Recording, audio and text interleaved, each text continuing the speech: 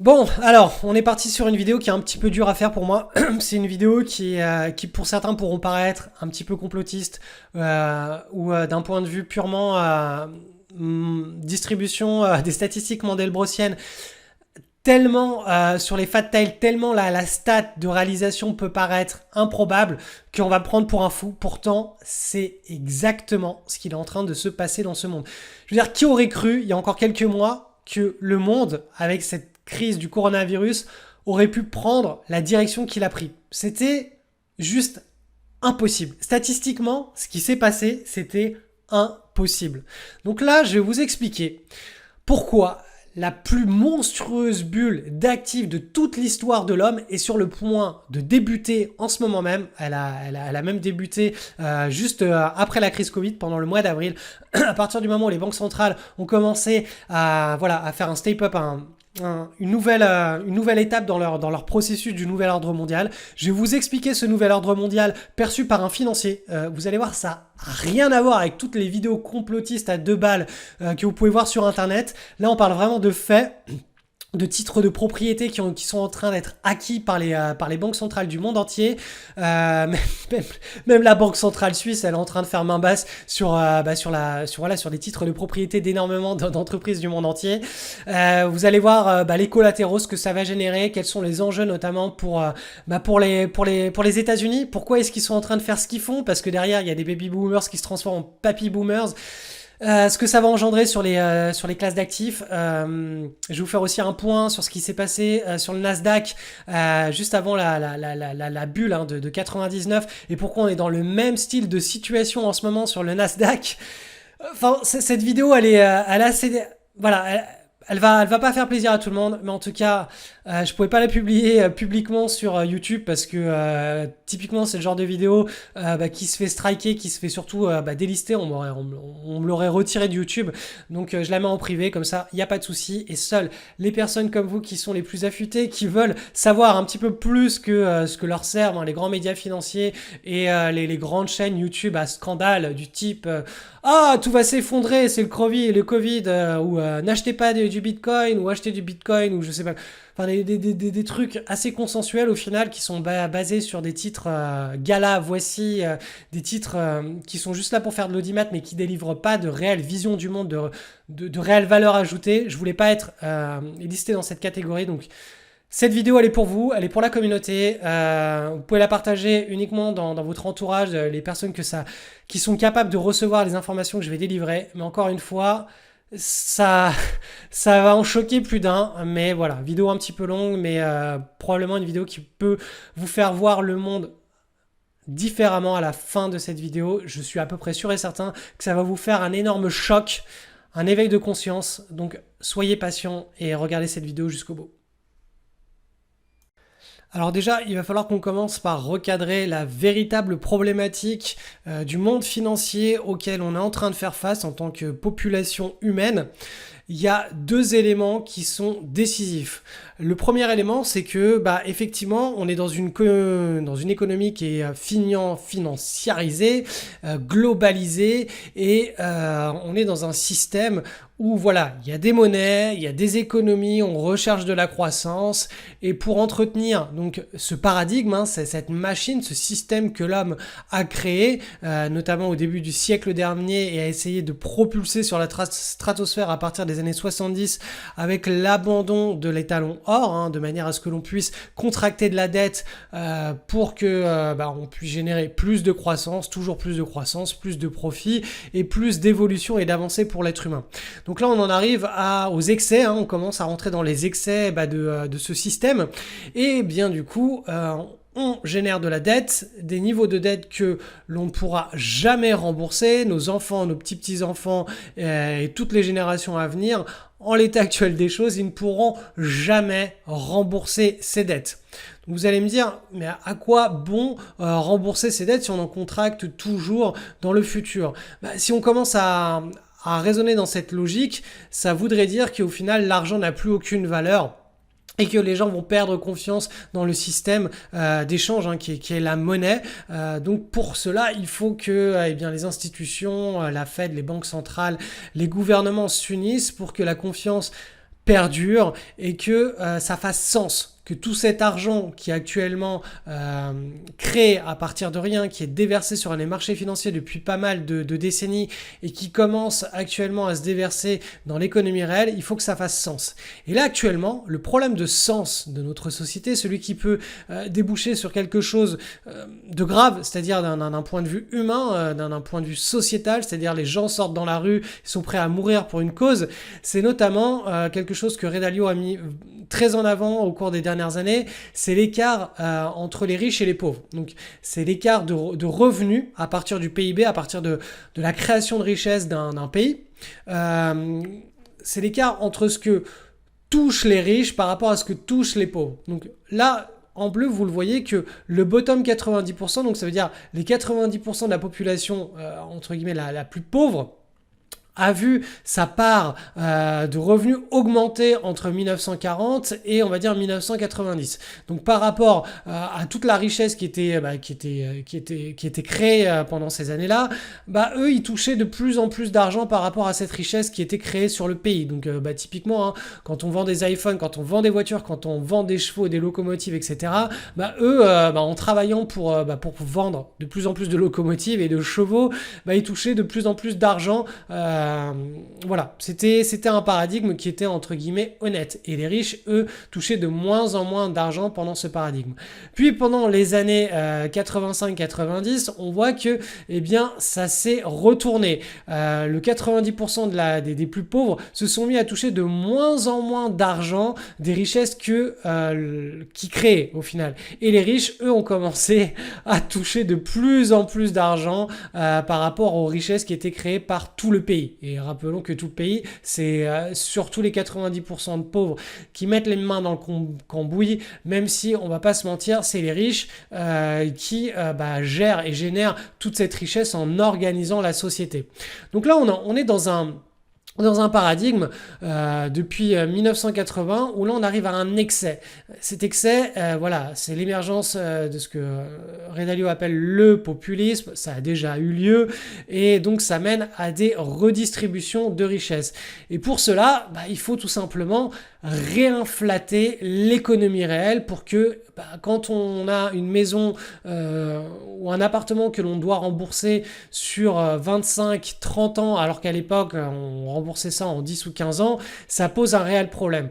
Donc une des propositions, c'est de tout simplement réinflater l'économie pour que cette énorme masse financière qui est créée, le poids des remboursements de la dette, c'est-à-dire que ce que nos petits-enfants ne pourront jamais rembourser, ils puissent le rembourser.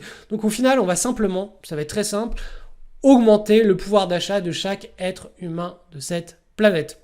Donc au final, aujourd'hui, si vous avez un crédit sur 25 ans à taux fixe, ça veut dire que votre salaire va augmenter, vous allez toucher ce qu'on appelle de l'hélicoptère monnaie, vous allez toucher des chèques du gouvernement, de la part des banques centrales. Elles vont dire au gouvernement, voilà, on imprime de l'argent, on relance l'économie, mais en contrepartie, vous allez faire des facilités fiscales, vous allez rembourser certains impôts qui ont été payés, vous allez faciliter l'endettement pour les entreprises pour qu'elles puissent plus facilement créer de la richesse. Vous allez créer un revenu universel de manière à ce que tous les êtres, tous les citoyens de votre pays puissent dépenser un minimum d'argent afin de relancer l'économie ou faire entretenir le PIB, la croissance de l'économie. Ces gens seront moins pauvres, ils auront une part dans la création des richesses de l'économie qui sera plus significative et en fait ça s'appelle tout simplement créer de l'inflation.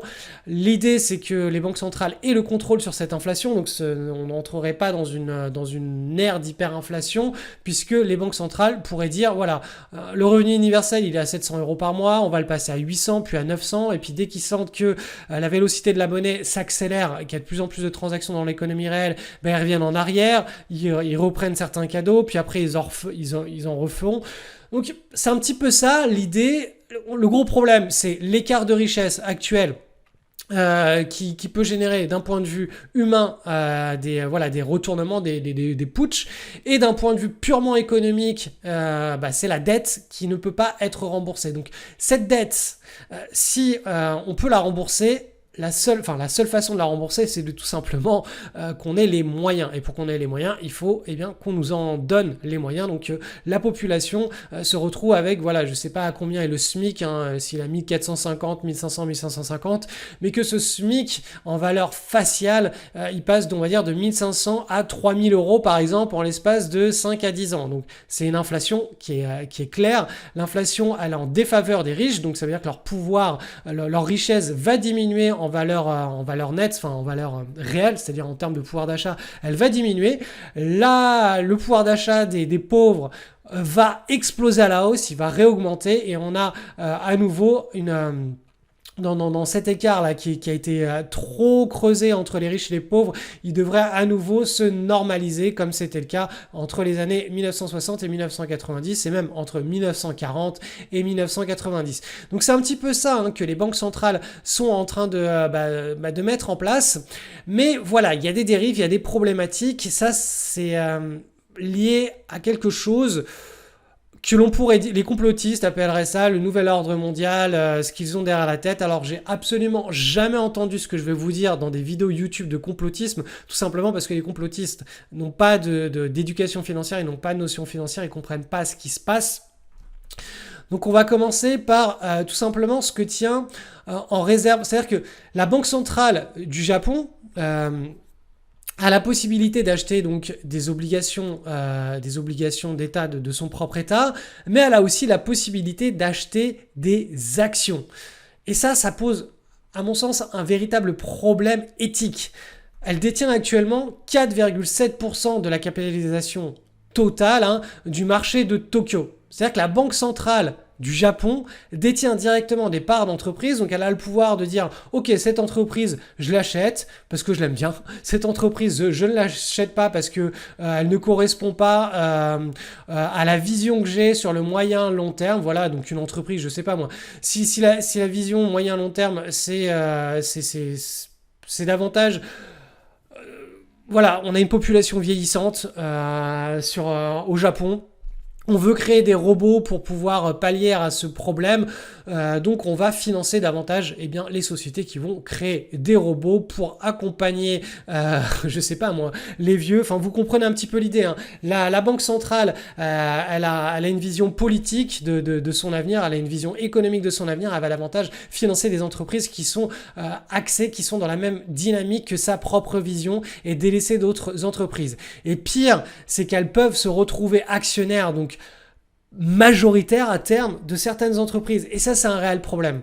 On a la Bourse qui achète de plus en plus d'ETF et donc sur Bloomberg, on avait ce titre. Quand est-ce que la Banque centrale du Japon va ralentir ses achats dans les ETF, donc les ETF qui détiennent directement les actions? Eh bien, certains économistes disent quand le Nikkei aura fait un top à 20 000, mais en réalité, c'est un nouveau système qui est enclenché et ce nouveau système, il répond quand même à une certaine logique du nouvel ordre mondial, c'est que les banques centrales, pas seulement celles du Japon, on va le voir, mais les banques centrales du monde entier deviennent de plus en plus propriétaires d'actifs privés. Et encore une fois, la Banque centrale américaine, c'est pas c'est une entité privée. Elle n'a rien à voir avec le gouvernement. Au final, c'est comme une entreprise privée qui aide le gouvernement, on va dire, à aller de l'avant. Et on ne sait pas qui est derrière la Banque centrale américaine, la Fed. On ne sait pas quelles sont ses actions, quelles sont ses envies réelles, où est-ce qu'elle veut aller. Mais par contre, ce qu'on sait, c'est qu'elle a le droit de créer de la monnaie et que cette monnaie, elle peut l'investir et devenir actionnaire de certaines entreprises américaine. On ne sait pas jusqu'où cet actionnariat peut aller. La Banque centrale du Japon, donc voilà, elle détient directement les actions. C'est quelque chose qui a encore, je sais pas moi, 20 ans, aurait semblé complètement impossible. Ben voilà, c'est le cas actuellement. La Fed, on sait que la Fed achète des obligations à court terme, des obligations d'État à court terme, à moyen terme, à long terme. Maintenant, on sait aussi depuis peu qu'elle achète des obligations pourries. Eh bien, on a... alors, où est-ce que c'est voilà, c'est ici. On a un espèce de communiqué, un contrat, quelque chose qui a été... alors, je sais pas comment on dit en français, un power of attorney. Mais dedans, il y a marqué que spécifiquement, elle a la possibilité maintenant, la Fed, eh bien, d'acheter des stocks, donc des actions, en plus des obligations, en plus du cash, etc. Elle a le droit d'acheter des actions.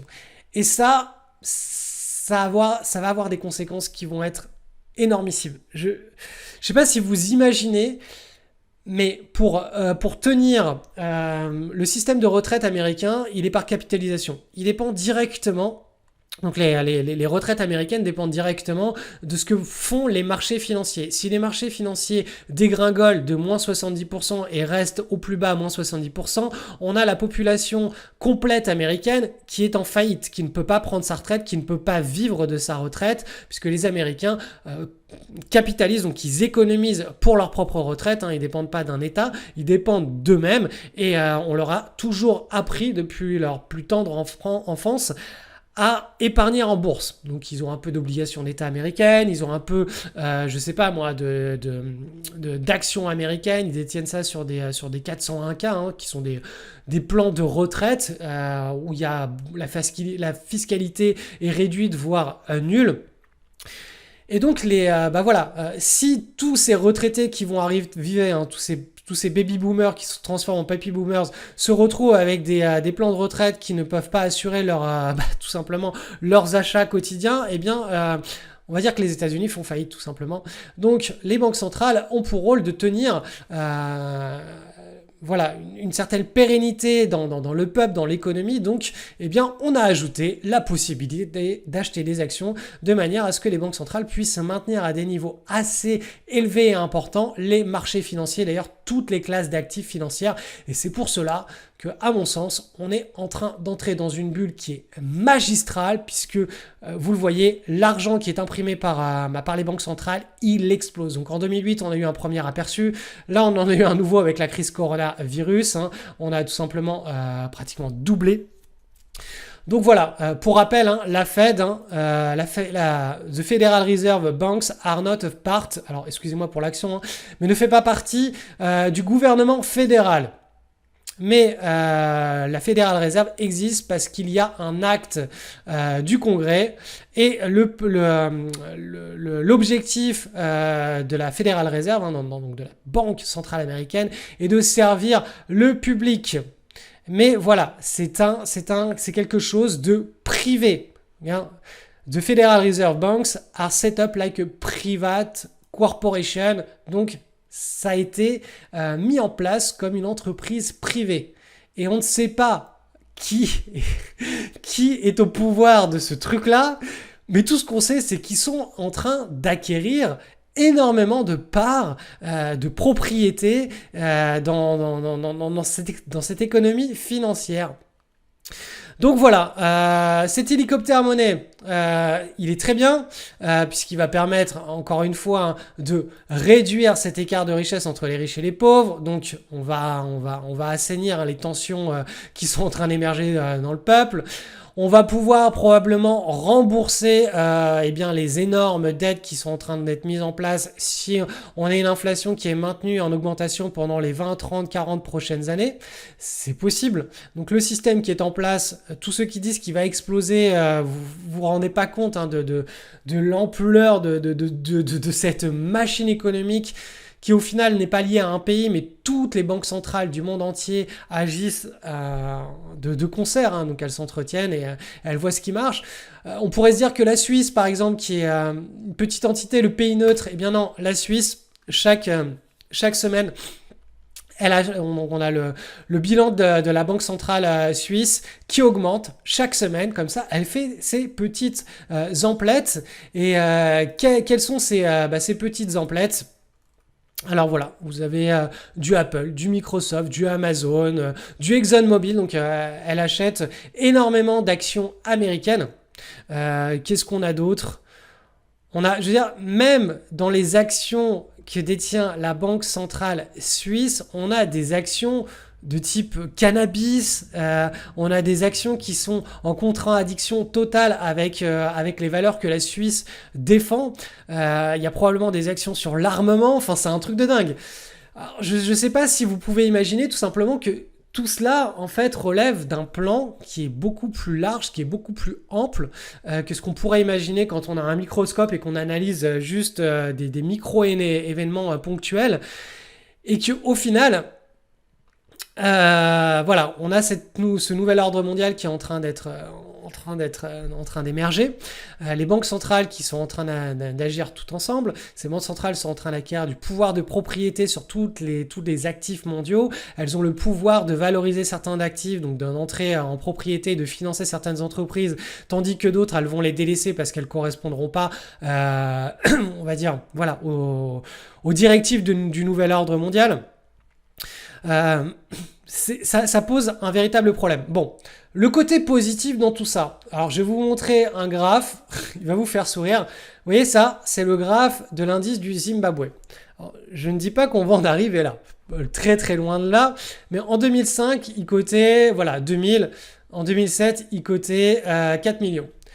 Qu'est-ce qui s'est passé? Est-ce que l'économie zimbabwéenne, je ne sais pas si on dit comme ça, mais est-ce qu'elle a explosé? Est-ce qu'elle a fait un truc de malade? Est-ce qu'elle a trouvé le nouvel iPhone? Et est-ce qu'elle l'a vendu au monde entier? Absolument pas. En réalité, ça monte parce que la devise, ça s'est coté en dollars de Zimbabwe, je crois que c'est les dollars. Le dollar de Zimbabwe chute. C'est-à-dire qu'en fait, ça se trouve, le marché du Zimbabwe est en chute libre si on le cote en dollars américains. Mais comme la monnaie du Zimbabwe est en chute libre bien plus importante, puisqu'il y a une dévaluation de la monnaie zimbabwéenne qui était absolument dantesque, et ben en valeur faciale, l'indice du Zimbabwe, des actions zimbabwéennes, explose à la hausse. Est-ce que c'est parce que ces actions font des bénéfices extraordinaires? Non, absolument pas. C'est parce qu'elles sont cotées dans la devise locale qui, elle, s'effondre. Donc en valeur faciale, l'indice, il explose à la hausse, mais en termes de pouvoir d'achat, il s'effondre. Cet indice s'effondre. Et c'est exactement ce qui, voilà, ce qui risque de se passer dans les années à venir et dans les décennies à venir, c'est ça.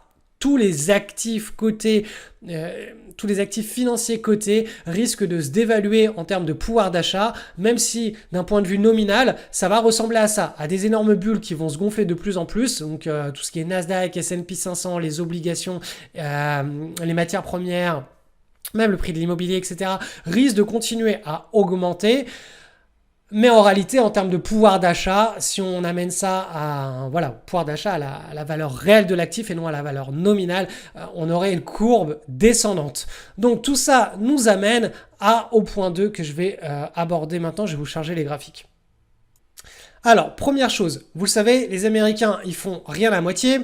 C'est les spécialistes de l'extrême, donc qui sont en train d'évaluer leur monnaie en imprimant une nouvelle, en imprimant des nouveaux dollars de manière excessif, donc forcément le dollar américain est en train de se faire éclater par rapport à toutes les autres devises mondiales. On a par exemple la devise refuge, qui est le franc suisse, qui est en train d'exploser là. Alors vous le voyez, on a eu le breakout en juin, en juillet on a validé le breakout, on sort d'une énorme consolidation de pratiquement 10 ans, cette consolidation là elle débute en août 2011 et elle s'éteint en juin 2020, donc on a pratiquement 10 ans de consolidation. Là ça casse par le haut, vous voyez que les bandes de Bollinger sont extrêmement resserrés, on a un beau triangle chartiste, là on a on a une belle petite consolidation, boum, ça part vers le haut, donc ça veut dire que le franc suisse est en train de redevenir une énorme devise refuge face au dollar, et qu'a priori, voilà, on est parti dans un nouveau cycle de hausse pour le franc suisse face au dollar qui, en réalité, le dollar risque de se dévaluer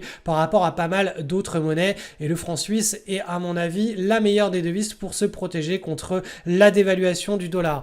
On va taper maintenant sur l'euro USD pour que vous voyez, même si je l'ai déjà analysé. Donc l'eurodoll, les cycles sont un petit peu plus larges et amples. Vous le voyez, on a l'euro qui sur le long terme, même si c'est une reconstitution d'un panier de devises avant 2000, de l'euro. Vous voyez que sur le long terme, l'euro monte, que là on a initié dernièrement en 2009-2020 un point d'inflexion et que là on est en train de se réorienter vers le haut du range. Mais implicitement, vous le voyez, on a ce gros canal haussier à long terme et l'euro est en principe parti pour un nouveau cycle de hausse. Si on regarde à plus long terme, ça devrait davantage correspondent à cette dynamique-là, hein, une dynamique de grand canal haussier très volatile. On a été chercher le bas du canal haussier, on est en train d'effectuer le rebond au sein de ce canal et ça devrait donc, si on casse la zone des 1,25 hein, au cours des prochains trimestres, au cours des prochaines années, on devrait avoir un euro qui remonte très fortement face au dollar. Alors est-ce que c'est parce que la zone euro est formidable et splendide? Absolument pas. Je pense juste que c'est parce que le dollar est en train de se dévaluer pour éviter la catastrophe de la chute de l'empire américain et que la Banque centrale américaine va continuer très fortement à imprimer, à dévaluer, à faire de l'hélicoptère monnaie de manière à ce qu'on ait tous ces papy boomers qui puissent continuer à consommer, que leur retraite tienne le coup avec des actifs financiers qui ne chutent pas, qui ne font que monter, que ces papy boomers, ils aient de l'hélicoptère monnaie, des chèques, des financements, tout ce que vous voulez pour qu'ils puissent continuer à consommer et à créer de la richesse et que l'écart de richesse dont je vous avais parlé, il continue à se normaliser, hein, que l'écart entre les riches et les pauvres, il puisse se normaliser puisque l'écart est beaucoup trop important entre les riches et les pauvres. Deuxième chose, on est sur des cycles séculaires sur les marchés financiers. Donc là, je vais vous parler purement d'analyse comportementale et graphique. Je vous avais déjà fait une vidéo comme ça il y a quelques années. Tout le monde s'était foutu de ma gueule parce que tout le monde me disait que... alors je crois que c'était ici, que voilà, c'était la fin du marché haussier, que là... on allait casser par le bas et repartir bien plus bas que voilà, c'était la fin du capitalisme, etc. Bon, on a eu un nouveau marché haussier. Ensuite, on a eu la crise du coronavirus. Donc là, quand on était sur le support, là on est sur du trimestriel, hein, mais quand on était sur le support en mensuel, je vous avais dit attention, là support mensuel, etc. Alors, en principe, c'est rebond et on vient chercher les nouveaux plus hauts. Donc là, qu'est-ce qu'il est en train de se passer? On est en train de péter carrément les nouveaux plus hauts en trimestriel et on est en train de repartir sur un marché haussier. Donc encore une fois, tous ceux qui disaient sur YouTube et qui m'envoyaient des mails, des messages comme quoi je disais n'importe quoi, que l'économie ne pouvait pas reprendre, que les fondamentaux de l'économie, etc., etc. J'avais beau répéter et dire dans mes vidéos que ce qui se passe dans l'économie réelle et dans l'économie financière n'est pas directement lié dans le paradigme dans lequel on est. On est dans un paradigme des banques centrales, je ne vais pas répéter, mais voilà, tout cela, maintenant, il faut, si vous voulez avoir des fondamentaux, analyser les fondamentaux des banques centrales, de ce qu'elles comptent faire et de ce qu'elles font, plutôt que de l'économie réelle. Ensuite, autre chose, donc je me rappelle, j'avais publié une vidéo, je crois que c'était il me semble que j'en avais publié comme ça une, voilà, c'était en 2013, il faudrait aller voir ça dans ma vidéo, dans ma chaîne YouTube, mais voilà, en gros, on avait cet énorme range. Vous voyez, cet énorme range qui a duré entre 2000 et l'année 2013, donc un range de 13 ans. On a eu exactement la même chose ici. Vous voyez, ici, là, pendant les années 70 et un petit peu début des années 80, on a eu un range entre 68 et ici 80, donc un range de 12 ans, ici, range de 12 ans. Ici, range de 13 ans. Qu'est-ce qui s'est passé ensuite? Boum, énorme bull market. Ce bull market, il a duré combien de temps? Il a duré entre avril 1980 et le top du bull market janvier 2000. Il a duré 20 ans. Je ne sais pas si vous imaginez 20 ans. Donc là, si on repart sur 20 ans, ça veut dire que janvier 2013, ça nous amène où ça? Ça nous amène tout simplement à janvier 2033. Ça nous amène ici. Donc, si on regarde purement l'analyse des cycles, ça fait sens. Ça a déjà existé, même dans le passé. Hein. Alors là, je vous ai pas mis tout le... Je sais même pas si on a toutes les données sur ProRealTime, vu qu'ils ont coupé pas mal de données. Non, ils veulent me faire souscrire à quelque chose. On va essayer... Comme ça, bon, on voit pas. Mais même dans le passé, avant cet énorme range, alors on est en valeur nominale, hein, on n'est pas en valeur réelle, on n'est pas en termes de pouvoir d'achat, mais on a eu un énorme bull market. Et ça se structure comme ça, il y a des cycles. Il y a des cycles long terme sur les marchés financiers et là on est dans un cycle long terme, dans un marché haussier séculaire qui peut durer facile 20 ans. Si même on le prend depuis janvier 2009, vous voyez, c'est quelque chose qui peut durer encore extrêmement longtemps et dans le paradigme des banques centrales dans lequel on est actuellement, ça peut aller très très loin. Vous le voyez, alors là c'est affiché en valeur logarithmique, vous voyez qu'on a une hausse relativement stable et sur la fin ça s'est accéléré. Ça s'est accéléré parce qu'on a eu notamment la bulle des technos et on a eu une très très forte euphorie avec un nouveau paradigme qui s'est créé autour de l'ère Internet à la fin des années 90.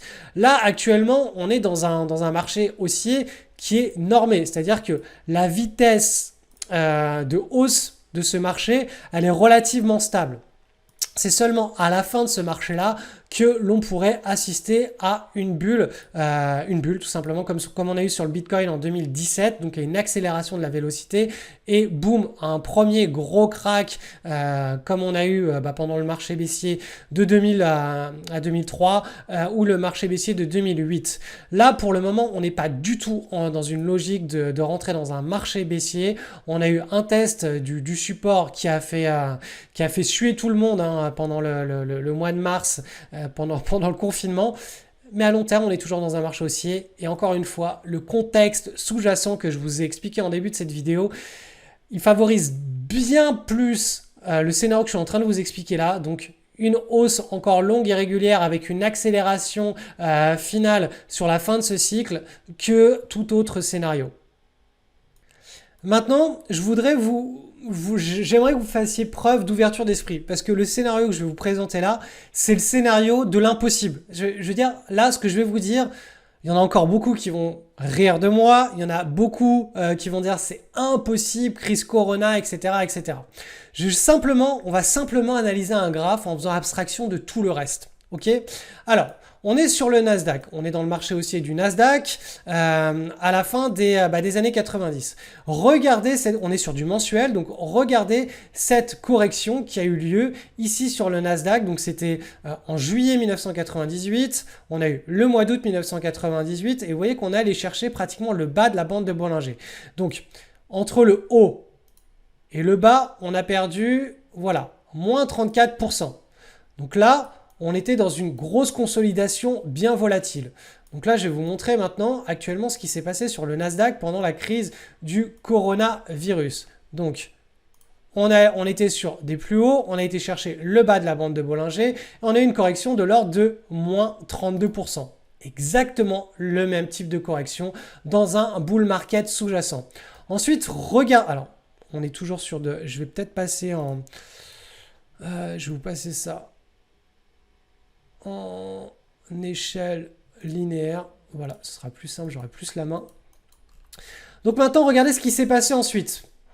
Là, typiquement, moi, si je vous avais commenté ce marché-là en direct, je vous aurais dit exactement ce que je suis en train de vous dire en ce moment, depuis plusieurs semaines.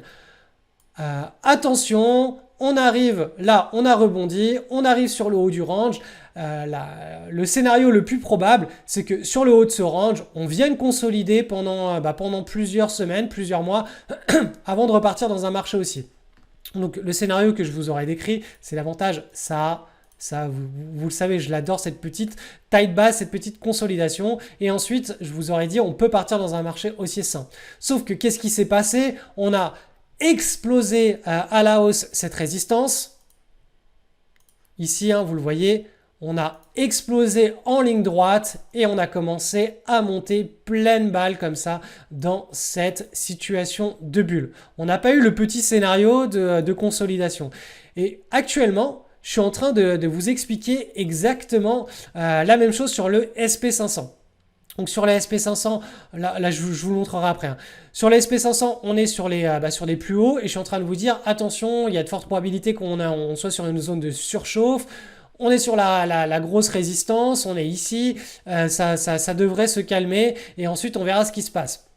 Sauf que lui, le Nasdaq, lui, il regarde pas ce qui se passe. Lui, il a tout pété, il a tout cassé par le haut. Pourquoi ? Parce que on est dans une ère digitalisée où les actions technologiques de type Amazon, Netflix, etc., eux, ils ont énormément capitalisé sur cet accident à court terme de marché, donc sur la crise Corona, et ils ont appuyé, ils ont encore appuyé leur règne sur l'ère actuelle, l'ère Internet. Voilà, tout ce qu'on appelle les FANG, etc.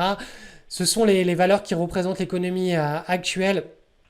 Et elles sont lancées dans un run qui est extrêmement violent, extrêmement fort, et qui me fait énormément penser ce qui s'est passé à la fin des années 90 avec notamment une bulle.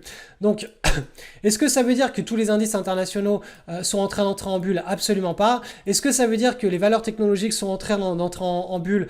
Peut-être.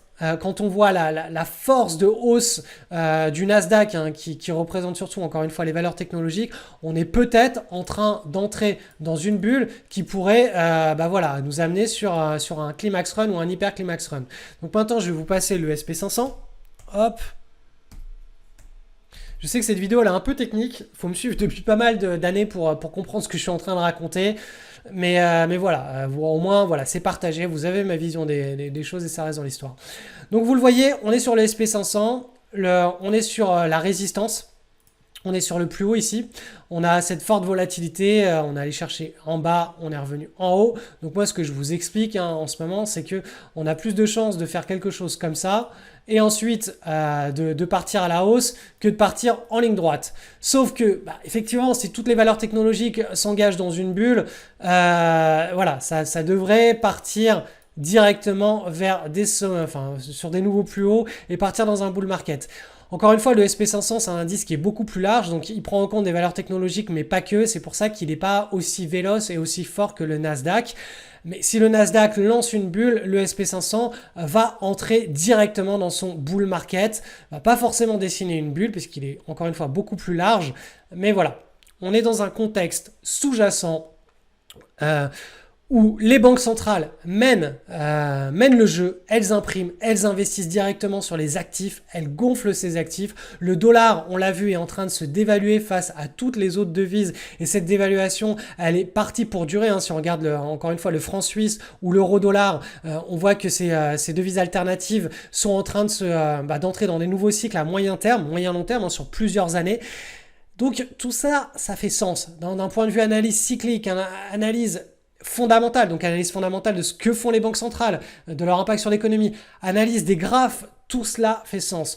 Donc voilà, je partage avec vous mon avis, c'est un avis qui est extrême, c'est-à-dire que quand je fais ce genre de prédiction, il y a très peu de chances pour que ça se produise. Pourquoi? Parce que c'est des écarts à la moyenne qui sont tellement énormes que sur la courbe de Gauss, on est sur les fat tails, sur les extrêmes des fat tails. Donc c'est extrêmement difficile pour moi de vous faire ce genre de prédiction parce que il y a tellement peu de chances pour que ça se produise et tellement de chances que je me gourre. Parce que, vous savez, le fait de dire « je pense que dans un mois, d'ici un mois, le SP500 aura pris plus 5% ou moins 5%. » Voilà, on a énormément de probabilités que ça se produise puisque le SP500 va fluctuer de plus ou moins 5%.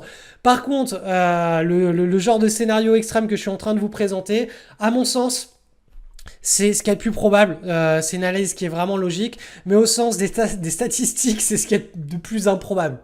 Donc on verra, je vous donne rendez-vous dans quelques années. En tout cas pour tous les élèves de mon école, tous ceux qui vont s'inscrire au mois de septembre, là à partir de début septembre, je vais ouvrir les inscriptions pendant une semaine et on va partir pour une année totale. Vous apprendrez à profiter de tout ça. Vous apprendrez à trouver les meilleures opportunités et à profiter de ces bulles qui vont se gonfler sur toutes les classes d'actifs, sur les matières premières, sur les actions minières, sur les actions technologiques, sur les biotechnologies, etc. On apprendra à détecter toutes ces belles opportunités, à les mettre en portefeuille et à surfer dessus. Parce que, encore une fois, ma vision des choses, qui est vraiment très terre à terre et très logique, elle se base sur des faits. C'est qu'on est parti sur un énorme bull run d'une bonne grosse décennie, voire plus, et que seuls les spéculateurs qui ont les yeux en face des trous, qui sont pas perturbés par des dogmes, par des non, c'est la crise du corona, ça ne peut que s'effondrer. Non, on analyse les faits, on trade les faits et on met de côté nos petites peurs personnelles et on applique un plan de trade. Tous les traders qui sont formés à faire ça, c'est eux qui vont sortir gagnants et grands vainqueurs du nouveau paradigme dans lequel on est en train d'être propulsé avec les banques centrales. Alors je ne sais pas si vous avez déjà eu le temps de vous poser la question dans votre vie, si on est dans une simulation, est-ce que l'on vit ou pas dans une simulation en termes de probabilité, quelles sont les chances pour que tout le monde que l'on voit autour de nous, c'est cette énorme matrice, soit quelque chose qui par pur hasard a été développé. Et nous, dans notre propre matrice, dans ce monde-là, Pourquoi est-ce qu'on développe des jeux vidéo avec des simulations aussi avancées qui se développent autant au fil des années? Quelle est la probabilité qu'on évolue dans une simulation et qu'il y ait quelque chose de beaucoup plus grand bien au-delà de nos vies? Pourquoi est-ce que c'est pas ce qui se passe avant notre naissance, après notre mort? Bref, ce sont des questions qui sont philosophiques. Je sais que c'est pas le genre de questions que les gens aiment se poser parce que ça, voilà, on a déjà assez de problèmes dans nos vies pour aller se poser ce genre de questions. Mais voilà, moi je suis intimement convaincu qu'on vit dans une énorme simulation et que comme dans tout jeu vidéo, il y a des cheat codes, vous savez, il y a des codes pour tricher, entre guillemets. Tricher, ça veut dire passer des niveaux à toute vitesse pour l'argent. Vous savez, dans la vie, il y a des personnes, on a l'impression qu'elles ont tout. Elles ont une super famille, elles ont plein de potes, elles sont en pleine santé, elles ont plein de réussites dans tout ce qu'elles entreprennent, elles sont riches, elles sont joyeuses, elles sont heureuses, et puis il y en a d'autres, elles ont une autre feuille, un autre cheat code, hein, une feuille de triche qui est tout l'opposé, où il se passe que des galères, etc. Mais je pense qu'en fait, non, c'est pas un pur hasard tout ça. C'est simplement que chacune de ces deux personnes, de ces deux joueurs, suivent un plan d'action qui est différent. Ce que je vous propose dans l'école, c'est le plan d'action qui correspond à toutes les personnes qui recherchent à obtenir le meilleur de cette simulation, le meilleur de cette vie. Donc tout cela, je vais vous l'enseigner pendant 1 an dans mon école. C'est issu de toutes mes recherches, de tout ce que j'ai fait sur moi, de tout ce que j'ai pu analyser chez les grands investisseurs, chez les personnes qui réussissent le mieux dans cette énorme simulation qui est la vie, dans cette énorme matrice. Donc si vous voulez en savoir plus, je vous ai mis un lien en descriptif de cette vidéo, vous allez être redirigé sur cette page, vous cliquez sur inscription, vous mettez votre email, vous allez simplement être inscrit sur ma mailing list et à partir de la semaine prochaine, à partir du samedi 28 août, vous allez commencer à recevoir 4 vidéos pendant les 2 premières semaines de septembre qui vont vous présenter un petit peu quelles sont mes valeurs, quelles sont les valeurs de l'école, ce qu'est la bourse, pourquoi c'est autant dédié aux total débutants qu'aux experts qui sont un petit peu perdus et qui cherchent à optimiser leur temps et surtout leurs gains. Voilà, je vais vous présenter en fait mon école tout simplement. Ensuite, les inscriptions vont ouvrir pendant 7 jours. Ça n'ouvre qu'une fois par an. Chaque année, je vous le répète, je ne sais pas si c'est la dernière année ou pas que je mettrai en place mon école. L'année dernière, je pensais que ce serait la dernière année puisque un heureux événement s'est produit. J'ai eu ma deuxième petite fille et je pensais arrêter totalement. Je me suis rendu compte qu'en optimisant tout dans ma vie parentale, j'ai réussi à dégager le temps que je souhaitais. Donc je relance à nouveau une promo cette année. Je ne sais pas encore une fois si ce sera la dernière ou pas. Quoi qu'il en soit, vous avez vous avez la possibilité d'intégrer cette promotion à partir de début septembre. Donc si vous voulez être informé et obtenir cette fameuse feuille de cheat code pour pouvoir avoir le plan d'action qui permet d'être toujours dans les meilleurs plans de la matrice. Voilà, je sais pas comment vous dire ça, mais c'est bizarre. Il arrive toujours les meilleures choses aux mêmes personnes et toujours les pires choses aux mêmes personnes aussi. Il n'y a pas de hasard. Il y a juste un conditionnement, un câblage mental, une façon de focaliser son esprit sur des plans d'action et d'exécuter ces plans d'action. C'est aussi simple que ça. C'est le grand secret, je pense, de tout ce qui nous arrive dans la vie.